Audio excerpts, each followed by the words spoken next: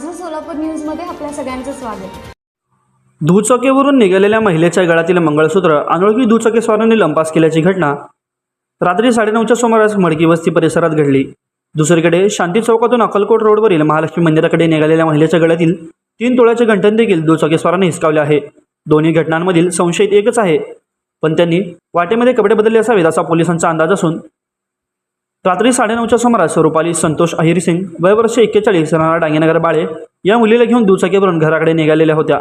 अचानक त्यांच्या मागून आलेल्या दुचाकीस्वाराने त्यांचा पाठलाग केला व त्या दुचाकीस्वाराने गाडीजवळ आलेला वेग कमी करून समजण्यापूर्वीच दुचाकीस्वाराने मागे बसलेल्या एका गळ्याने हात घालून 40,000 रुपयांचे मंगळसूत्र जबरदस्तीने हिसकवले। गळ्यातून उडलेल्या मंगळसूत्राची अर्धा भाग एक वाटी तर 4 मणी चोरट्याच्या हाती लागले आणि आरडाओरड करत असताना ते दुचाकीस्वार पसार झाले।